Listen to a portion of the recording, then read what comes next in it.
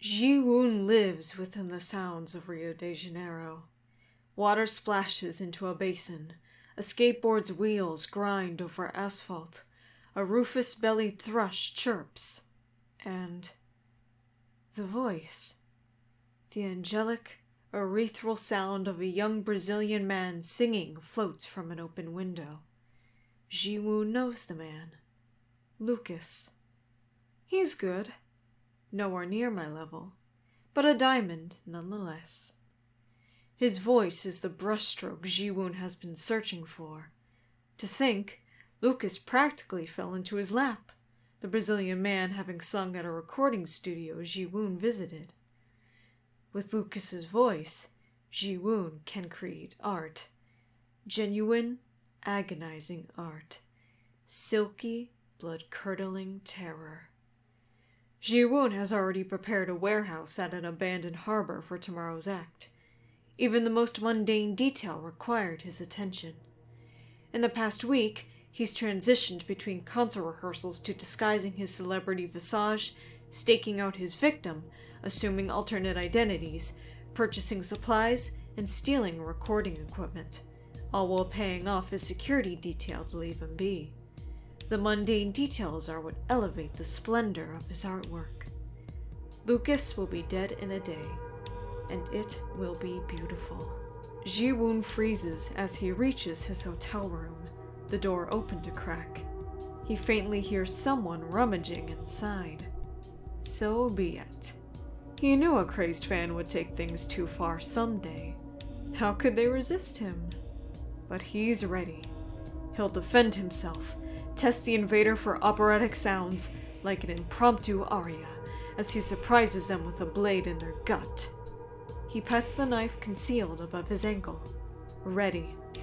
Pushes the door open, steps softly on plush carpet, hears the invader around the corner, sees Yun-Jin?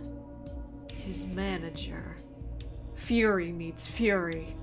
How dare you step foot in here? Where the hell have you been? She's paranoid about death threats they've been getting from a fan. When security couldn't locate Ji-Woon, she came snooping. It's laughable.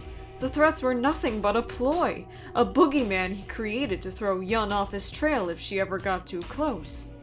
But he should have expected this. Yun's on top of everything. It's what he respects in her, what makes them a great team. He brings the $1 million voice, and she smashes through any problem in their way. Usually, it works in his favor. In her hand she holds... No! Damn it! His sampler. It contains his personal project, the screams of his murder victims layered into songs. It's an early draft lacking subtlety, the violence and horror a bit too blatant for the faint of heart. She's disgusted.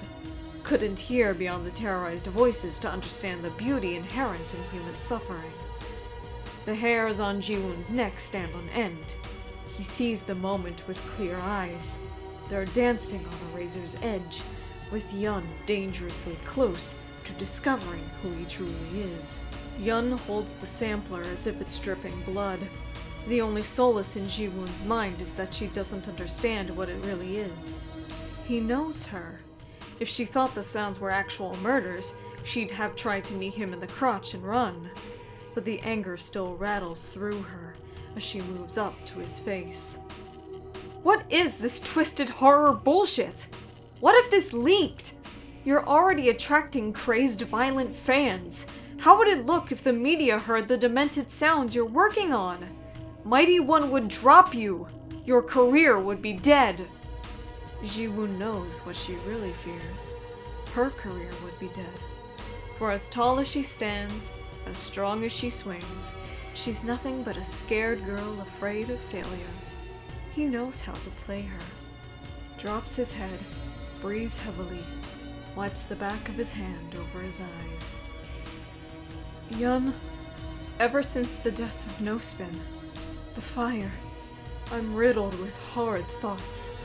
I lost my friends and I fear I'm losing my mind. I see awful things behind closed eyes.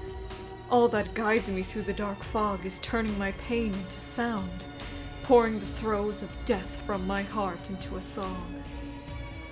Yun's face softens.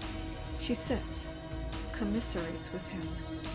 Inside, he's reliving the divine screams of his bandmates as they burned, his swelling heart as they screamed his name. But on his face he shows nothing but contortions of tragedy. She excuses his error in judgment, confiscates the sampler, requests he stay on Helltoll grounds until the concert is over. It's for his own good, his safety. She tells him to get a drink from the minibar and cool down. He nods and complies, reminding himself to steal back the sampler in a few days. He lets her pretend she has what he's holding. Control.